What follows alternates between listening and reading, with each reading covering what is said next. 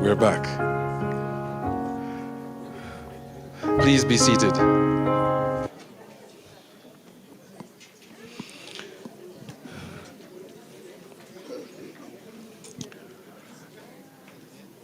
Remember, everything that we're doing here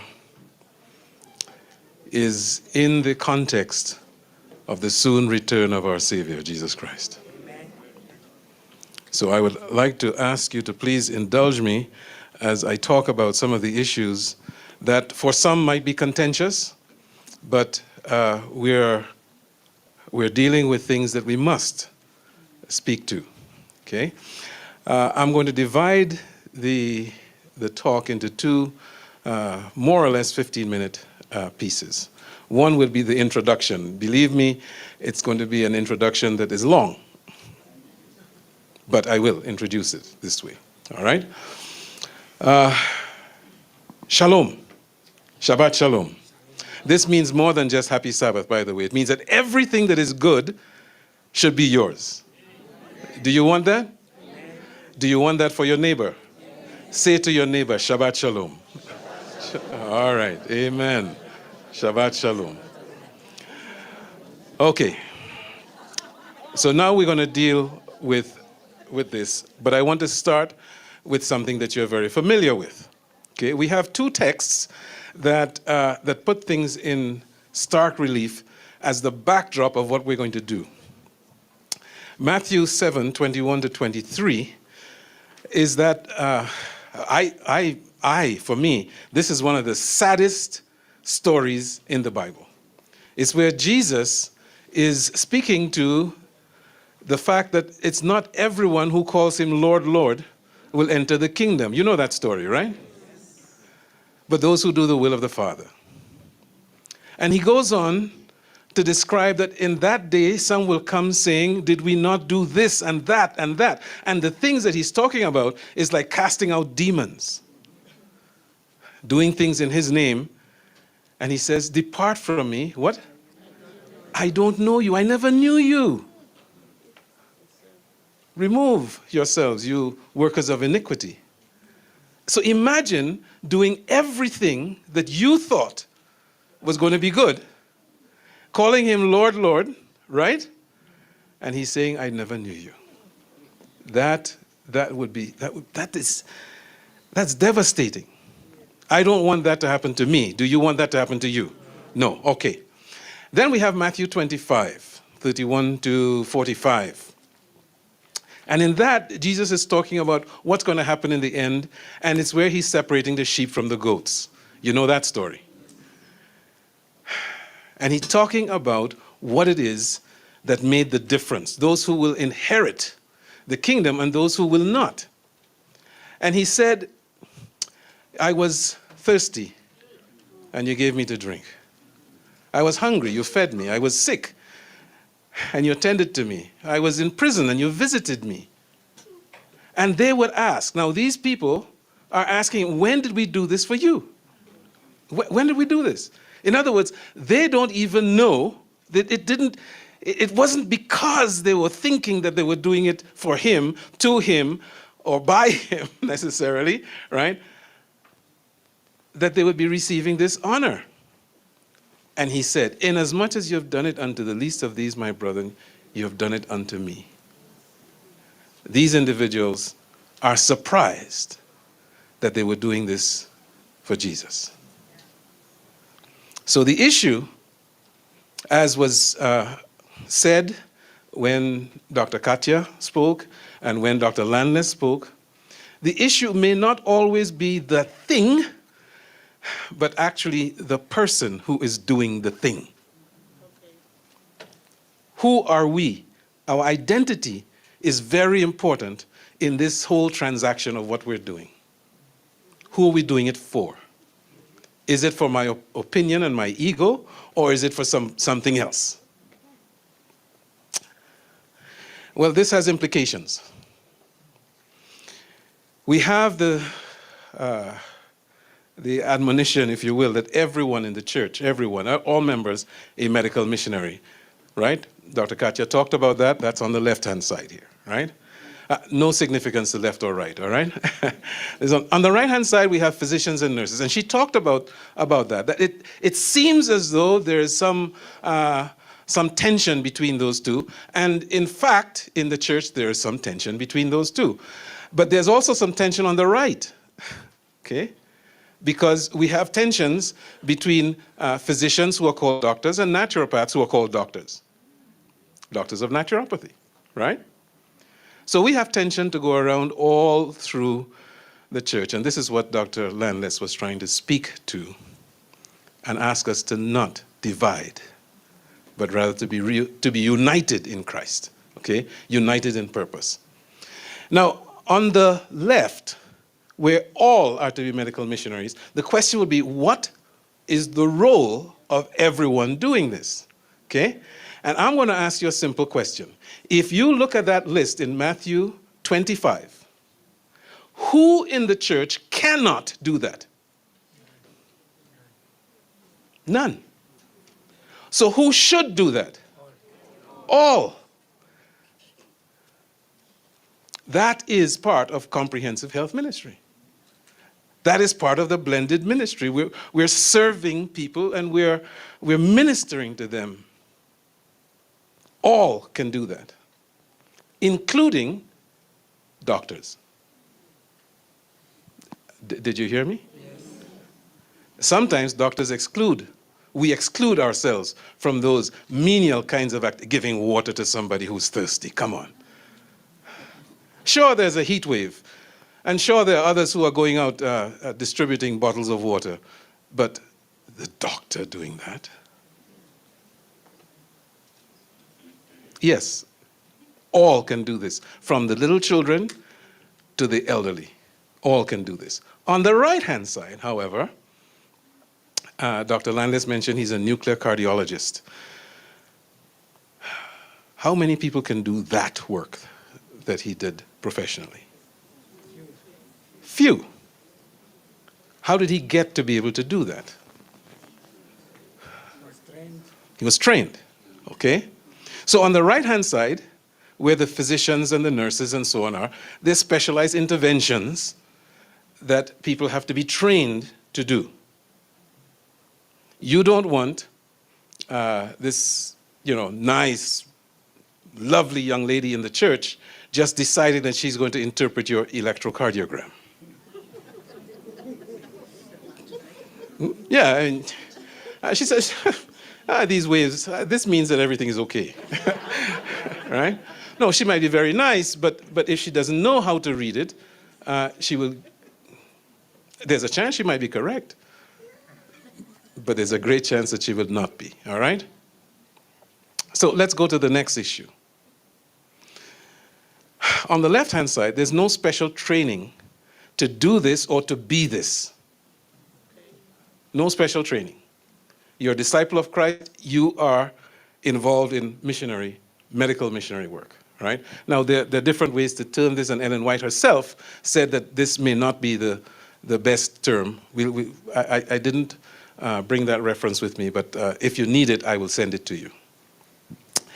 On the right, we have special training for you to be and to do these things.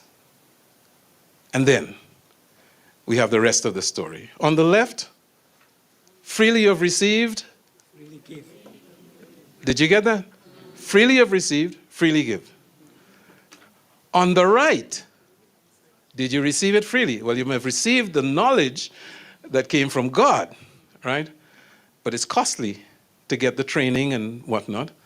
So people charge for their services. Does that make sense? Yes. Yeah, they charge for their services. And then, on the left, at the bottom, no legal license is needed. Anybody can do this. You don't need a license. On the right, however, in many jurisdictions, a legal license is required for you to do that, right? I don't want anybody operating on my brain who doesn't have a license to operate on my brain. Would you like that? Okay, all right. So this is part of the backdrop. But I have some other issues here with the backdrop, looking at what the Adventist practice is like. The components of Adventist health practice. This is just one concept. The approach is rooted in Seventh-day Adventist beliefs, emphasizing holistic, and that should be with a W. We try to make a distinction between holism as a general idea that includes spirituality, but not necessarily Judeo-Christian spirituality, not biblical spirituality. The focus is on a plant-based diet, regular exercise, abstinence from harmful substances, adequate rest, trust in divine healing. The whole, we could use celebrations, we could use any of those acrostics or acronyms to be able to explain this. But it is rooted in these principles: integration of faith and health, stewardship of the body, promotion of physical, mental, and spiritual well-being. And that spiritual well-being is rooted in the Bible, in the person of Jesus Christ. So far, so good? Yes. Anything objectionable about this? No. All right. Scientific naturopathy also has an approach. The approach is evidence-based practice, integrating modern scientific research with naturopathic principles. The focus is on natural therapies, lifestyle interventions, and conventional medical treatments supported by scientific evidence. The principles: personalized care, holistic with an H, not with a W, assessment, and prevention of disease through natural means. We have a textbook of natural medicine, which is an excellent textbook, by the way, scientifically based. Textbook of naturopathic oncology, great textbook as well. They deal with things from a scientific point of view using naturopathic philosophy, right? But we talk about scientific naturopathy and scientific anything because we have to understand why we have this predilection for science. Now, there are some people who would say we don't need science. There are those who would say, of course, God is not a scientist. And it's the truth, he's not a scientist. He actually invented science. So science interpreted correctly actually does something to us and for us because it gives us a way of understanding God better. It's giving us a different window into God's creation. And we have a scientific method that we use, and if it's correctly applied and correctly interpreted, they do not disagree with God.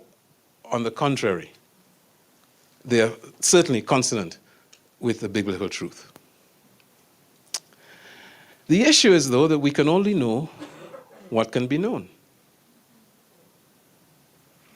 You can't hold me, or I can't hold you accountable for something that you could not know and did not know today.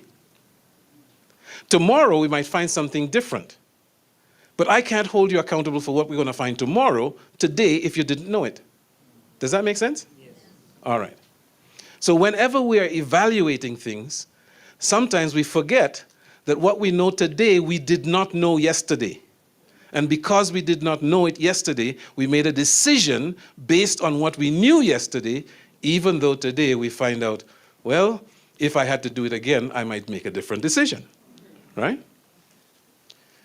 So we have confidence on the one hand, based on what we know, but we have to have humility to realize that we don't know everything. And we can't know everything. The issue with science as well is about reproducibility and replicability. Okay? I'm getting a little tongue-tied. Yes, that would be good. And we heard this morning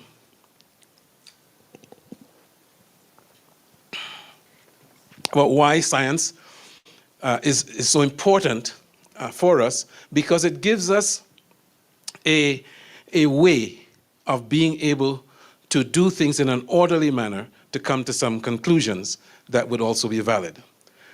Reproducibility is producing the same result consistently to verify the result, okay? Not just by one person, as the doctor mentioned this morning, Professor, thank you for your talk, It's not just by one person, but anybody who does the same thing will come to the same result. That's reproducibility, right? It is therefore important to describe your experimental design in enough detail for others to perform the same experiment. So they do the same thing and they get the same result. A successful experiment is repeatable. Not just in my lab it's done this way and we got these results, and somebody else does the same thing and they get a different result. It means that there's something wrong. There's a flaw here. Or their lab. Yeah, there's something wrong with their lab, right? Okay, so I'll go further to make a reality check. I'm going to ask you, are you glad to be alive today as opposed to 100 years ago? Yes or no? There are illnesses. We have a colleague who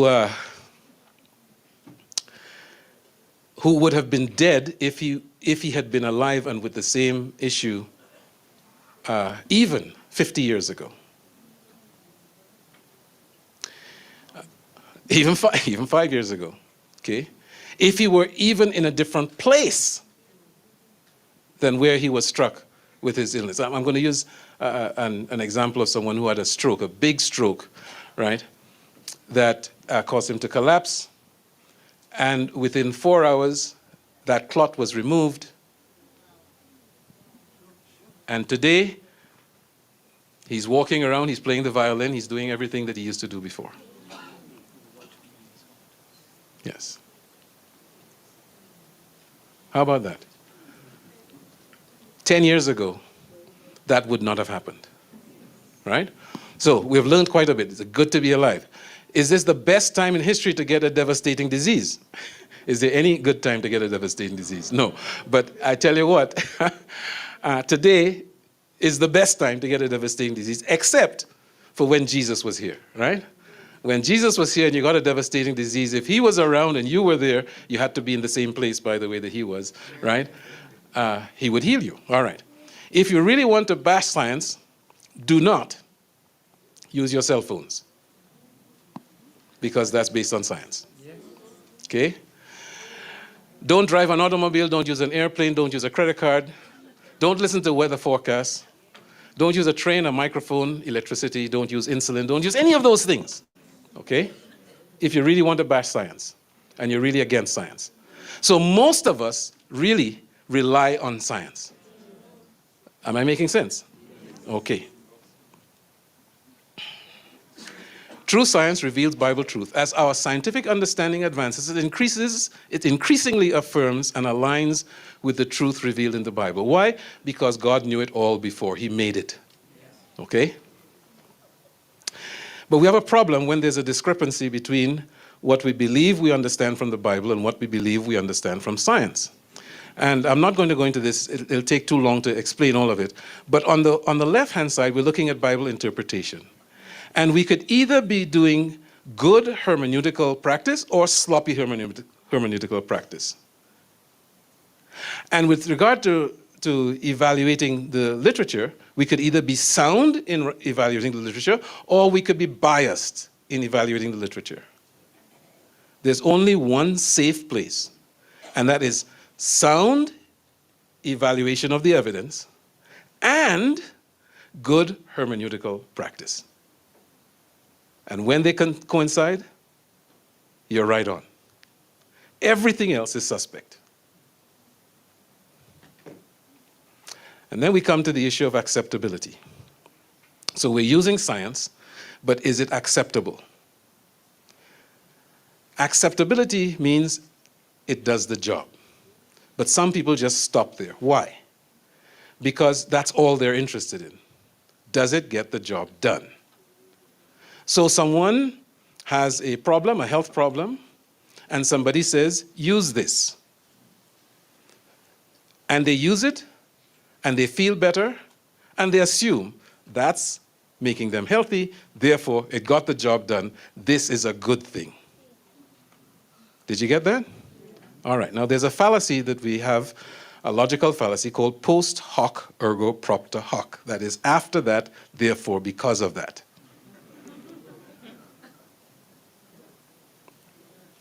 So you have a neighbor, and you have a farm, and everything was going well with your farm until the neighbor moved in. And when that neighbor moved in, your farm started to go south. Therefore, your neighbor is causing your farm to not function. Does that make sense? Now, it could be that your neighbor is doing something, but it could be you have locusts that came and ate all of your crops. Did the neighbor bring the locusts? But we do this a lot. We say after that, therefore, it's that. So we have even in some experiments, some scientific experiments, where people are using something and they get a result, but what is not said is what else they're doing at the same time. Are you following me? So they ascribe all of the action, all the activity, all the efficacy, all of the to this thing without realizing that they've also changed other things at the same time. Right? So we have to be careful. If it does the job, is it that's doing the job? It also should not offend or harm whatever it is that we're doing. But that has to be qualified a little bit. Surgery. How many of you here have had surgery? Several people. Okay. Now, that means you probably got cut somewhere, right? Something was taken out.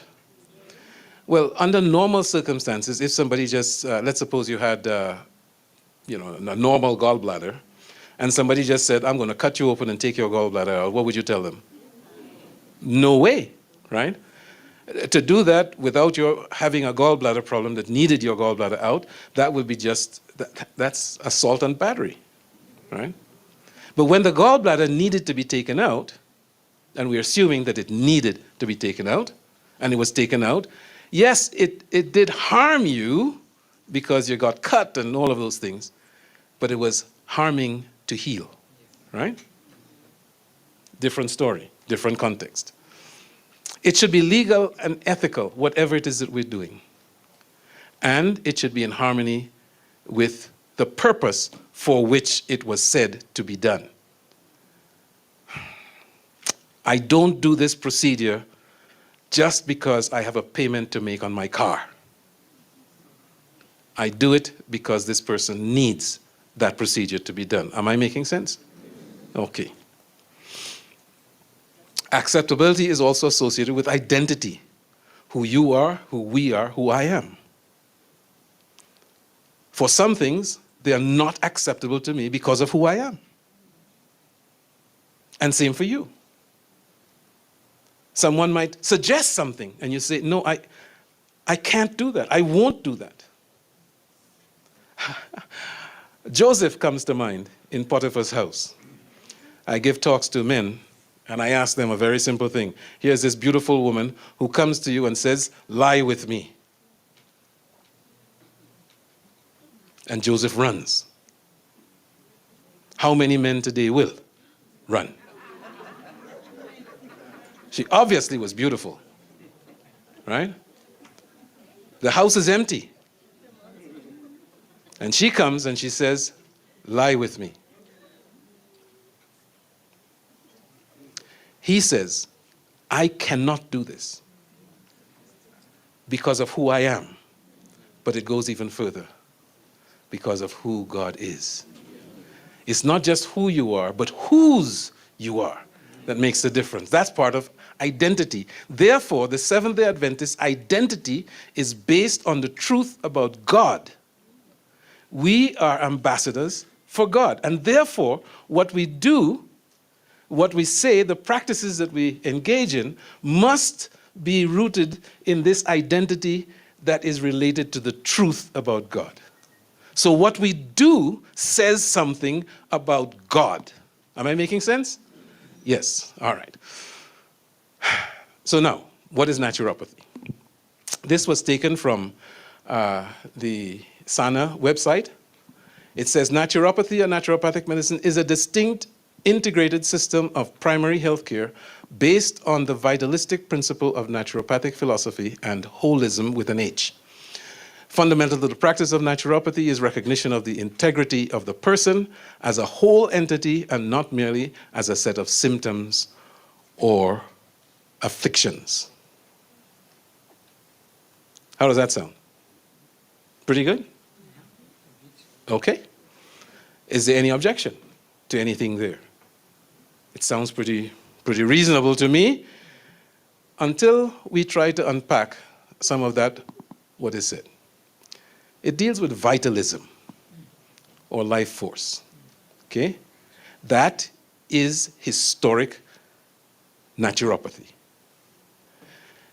It emphasizes a vital force or life energy that is intrinsic to living beings and aligns with the ideas in Eastern philosophies and can include practices such as Reiki and energy healing that are inconsistent with our biblical interpretation. Did you hear what I just said? Okay, now, I am saying this so that we can understand what they said, okay? This is what the naturopaths say that they are. The biblical philosophy, we believe in a sovereign creator God, and that God is the source of all life and healing, not some ethereal vital force or life energy.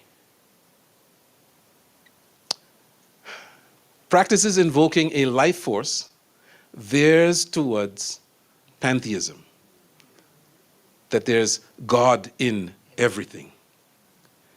And we know what happened when people started to think in those lines, wrote about it. Brilliant! John Harvey Kellogg got caught up in this issue. So is naturopathy something that speaks well of God or might be questionable? It might be questionable. It does not negate the good things of naturopathy. It's just saying if you are going to be involved in this, be aware what you're going to be learning, what you're involved with. Now, I believe, and this is Zeno Charles Marcel in practice, I practiced some of the naturopathic principles in my own practice. But I was very careful about things that would lead someone to think that what I was doing was tapping into some life force, some key, some yin-yang activity. The yin-yang issue has subverted, the more, what should I call it, complementary and alternative medical practices. It's almost ubiquitous in those things. But understand what that means. The yin-yang is like a coin. There's the heads and tails, right? You can't have heads without tails, right? Okay. So yin-yang says good and evil, they must coexist. A coin has heads and tails. That's how coins are made. The universe has good and evil, and that's how it is. End of story. It will always be this way, yin-yang. Is that compatible with biblical belief? We believe that there was a time when there was no evil, and we believe that there's going to be a time when evil will be eradicated, never again to show its face, right? So in a very fundamental way, we cannot embrace anything that uses yin-yang philosophy as a basis for which it functions, because of what we'll be saying about God. Are you following me? All right.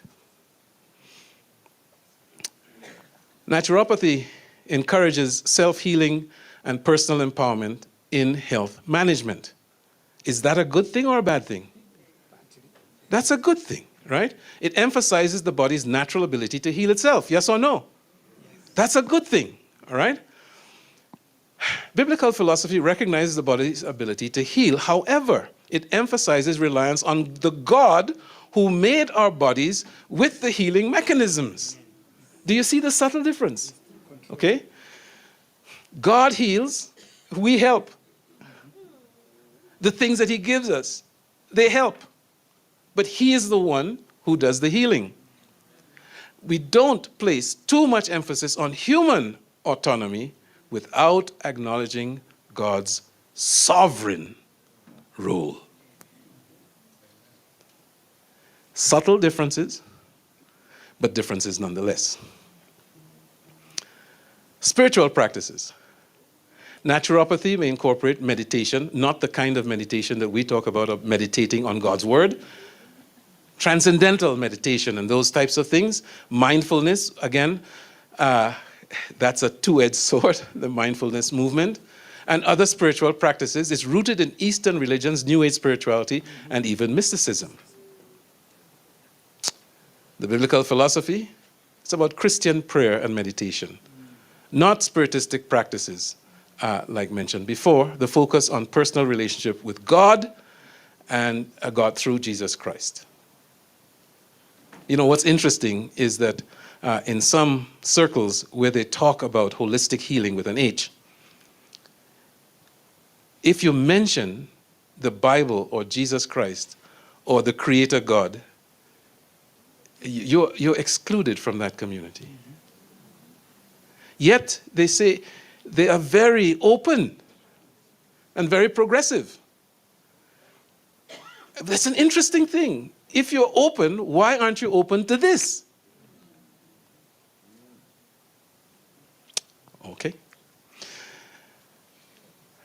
We have holistic and alternative practices. Naturopathy includes things like acupuncture and homeopathy and the use of crystals. Now, let me say this. Some of these things in and of themselves may have, we're seeing some scientific basis for how they work.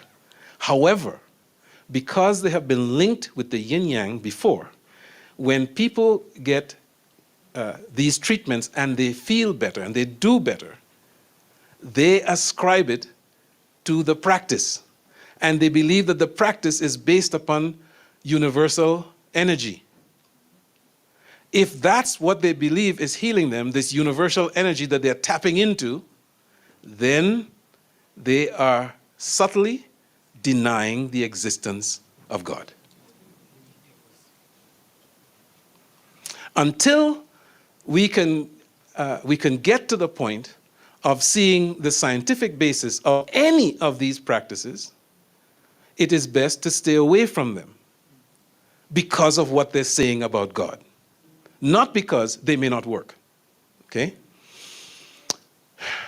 The biblical philosophy, some Christians might view these practices with skepticism or concern, seeing them as inconsistent with biblical teaching or as potentially opening the doors to spiritual influence contrary to their faith, contrary to God.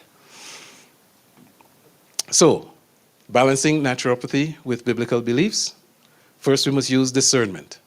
We must ensure that the practices, or you must ensure that the practices you engage in are compatible with the Bible and the spirit of prophecy and is evidence-based. This might involve avoiding certain diagnostic therapies or practices that conflict with them. In other words, you can use some if you are sure that these things don't lead you down the primrose path. Integration. Many naturopathic principles such as nutrition, exercise, stress management can be integrated into Christian lifestyle and Christian practice without conflict. But you don't have to call it naturopathy. Next, you should seek consultation. Seek guidance from trusted leaders or counselors who can help you to navigate any potential conflicts. This is what I tell to young people who are interested in this, because, you know, a lot of young people today are trying to find, you know, how can I make a difference? How can I really make a difference? And, you know, should I go this way or that way? You know, big pharma is bad and natural is good. And by the way, there's some truth to that. But big pharma isn't all bad, and all that's natural isn't all good. So we have to have discernment, and we need to have counsel, those who have gone before us who might be able to help us. To find a balanced approach to health that honors both the naturopathic principles that are not based on this vitalism and mystical stuff, and also the biblical teachings that glorify God. Okay? Am I making sense to you? Yes. Okay. So now, let's make a little comparison between the philosophical underpinning. Scientific naturopathy emphasizes evidence-based practice. They use herbs. Okay? And herbology focuses on the medicinal properties of plants. By the way, most of the medicines before 2000 were plant-based. Nowadays, we're making other medicines that are not plant-based. They're made in the laboratory, and they're made scientifically to target specific things that are going on with us. Okay? Trying to fix defects that we have in our cells and in our bodies. Okay? We don't have an antibody tree. But we can produce in the laboratory antibodies that work against certain kinds of cancer, for instance. Okay? So when someone says, I only want what is natural, I have to ask, is the process involved in making antibodies a natural process? And the answer to that is yes. But human beings, we're able to harness that in the laboratory and produce something that is helpful. Now, we're not perfect. And those things that we produce sometimes have effects that were not anticipated. Everything has a risk, even water. Okay? Traditional African medicine integrates spirituality and community aspects in what it's doing. So now you have to ask the question, even if I want to incorporate what Dr. Kache was mentioning, we sometimes want to be with our roots, okay? Yeah? Well, only if those roots are consistent with the new kingdom that we belong to. And that's the kingdom of God, the kingdom of heaven, right? Next, traditional naturopathy emphasizes natural healing modalities and the intrinsic ability of the body to heal itself. So much so that some reject any other kind of manipulation. In other words, surgery is not part of not only their therapy, but not even part of their philosophy. If that is the case, we have some difficulty. So if you compare and contrast, this is just to show you the difference. Scientific naturopathy emphasizes evidence-based medicine, integrative medicine, which looks at taking some of all of these and putting them together in your practice, combines conventional and complementary approaches. Adventist health practices integrates faith with holistic, with a W, health principles. And allopathy, or allopathy, focuses on disease management and symptom relief in general. There is no room in pure allopathic medicine for God.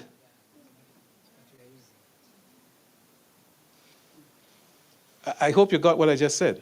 Yes. There's no room there for God. So therefore, I never describe myself as an allopath. You're going to say something, Dr. Lambis.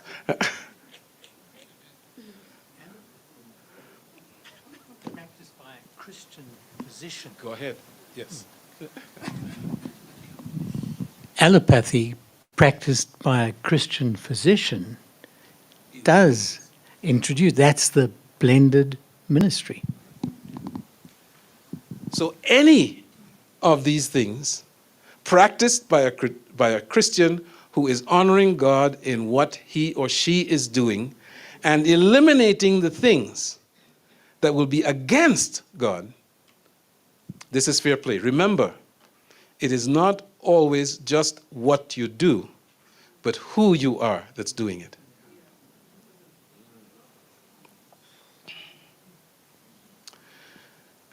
This is similar, but there are some cautions. And I think my time is going to be up, so I'm not going to be able to get through everything. But some cautions. Certain aspects of naturopathy can potentially disdain science. Okay, so when you have naturopaths who are saying, no, I'm not going to listen to all that science stuff, that's nonsense.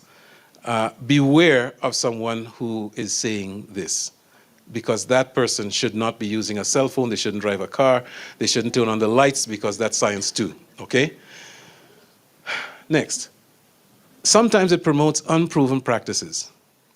I will give you an example. I had a young woman,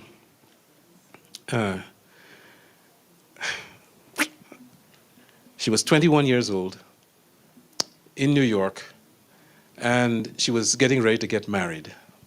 Her fiancé was 23. Beautiful young couple. But in New York, before you can get a marriage license, you had to do a chest x-ray, right? Because back in those days, tuberculosis was still around, and that was a way of being able to screen for tuberculosis. She took the x-ray, and she got the bad news. She had a huge mediastinal mass, okay? 21-year-old girl, no symptoms, but a huge mediastinal mass. Now, some of you already, I'm sure there are doctors in the group, and you're thinking, okay, I think I know what that could be. Well, it was what you're thinking. It was not tuberculosis. It was Hodgkin's disease, okay? Early stage Hodgkin's disease. When she was told this by her doctor, she got very depressed. She wanted to die. She certainly didn't want to get married. Her boyfriend said, we're going to get married anyway because I love you. We're going to get treatment. Okay, she had some options. I was working at that time at a famous cancer institute in New York, and she happened to be assigned to me. And in talking to her, she didn't even want to be there. She was thinking, just let me go home and die. Now, in her workup, we found that she had nothing, no pathology inferior to the diaphragm. Everything was in her chest. She had no symptoms of this mass. In other words, she had early Hodgkin's disease. This was very, very treatable, okay? The treatment at that time was radiation. She would have a few courses of radiation therapy. The likelihood of her living a long, full life was greater than 95%. However, there were others who were telling her, radiation, no, this is bad. This is bad. You can try some herbs. Are you hearing me? Yeah. Is radiation natural? Yes. Be careful. Radiation is natural. Yeah. We have radiation right here. Yes. Okay. Ionizing radiation, yes, it's natural too. Yeah. Okay. It's just concentrated when we use it for therapy. It's concentrated when they did the x-ray. That's radiation too. Are you following me? Yes. All right? And it's natural. If you have too much of it, what happens? It kills you, all right? It's poison. But for her particular problem, she had 5 courses of radiation therapy to her chest. The tumor melted like butter in the heat. Disappeared. What if she'd used the herbs? I am not saying that the herbs may not have worked. But it wasn't studied for this particular thing and for this particular girl to then have confidence in that. Are you following me? Sometimes naturopathy promotes unproven practices. It sometimes promotes harmful practices, things that we know that if you do this, it'll be a whole new day when someone can prove to me that drinking your own urine is something that you should do, right? This is getting rid of things in your body. And it's the same people who are saying you should detoxify. And the way we are detoxifying, in this case, is through the kidneys. And then you're going to take that and drink it. No, that doesn't really compute. By the way, we are using fecal transplants. Did you know that? We can take feces and transplant it to other people. Yes. But we're not doing it for the feces, by the way. We're doing it for the bacteria, right? Okay. Sometimes they have associations with spiritistic or pseudoscientific beliefs that lead people down a path that is anti-Christ, anti-God. And we're sorry, but we have to say, no, we can't endorse doing those things. Now, I didn't go through all of the details of scientific naturopathy, but I hope I gave you enough that you can do some investigation. There's the website that SANA has in South Africa actually goes through much of what they do, what kinds of modalities they use, and you can discern for yourself which things you see there that would be good, that you can take and utilize, and which things you would say, no, I will leave that alone. All right? In Southern Africa, I've done some research looking at where it is, where they teach this and where it is, where you can get licensed. You can get licensed in South Africa as a naturopath. There's one school, the Western Cape University, that offers a training program, and I should say offered a training program. It's not active right now. It's a 5-year program. People go through and learn about the science, and they have clinical practice as well, okay? And they have to get a degree when they're done, a Doctor of Naturopathy, and then they have exams to take, and then they can apply for a license with the appropriate body for allied health in South Africa. But many of the countries around, they don't. And I remember telling you yesterday about people becoming doctors with 3 months of training back in the day. Well, there are people who become naturopaths today with 3 months of training. And they call themselves naturopaths. And this is a problem. Sometimes, because of the affinity between the philosophy of naturopathy and the Adventist health principles that we practice, they look similar. So it's easy for someone to say, I'm going to do that. I caution you with that, because even though it seems as though it might be just the right thing for you, be aware that some of it is not compatible with Christian faith and Christian belief and the Bible. Okay? Thank you very much.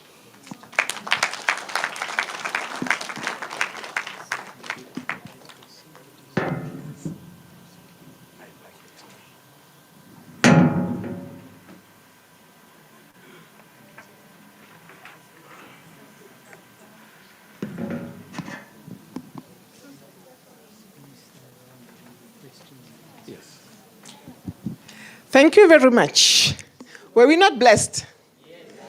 Yeah, we are going to go into the question and answer session for all the things that we have heard now. But before we do that, the team that put the program together went to a lot of trouble to find out a theme song for this. And somehow we managed to go through the whole program without ever singing it.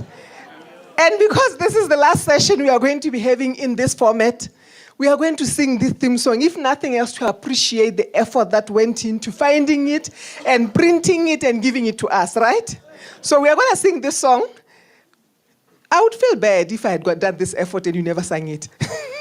Okay. If you don't know it, just hum along. Please find your program and let's sing the song. Oh, I'm supposed to tell you to stand up. Now, please do stand up. Faith of our fathers living still, in spite of dungeon far and sword. Oh, how our hearts beat high with joy whenever we hear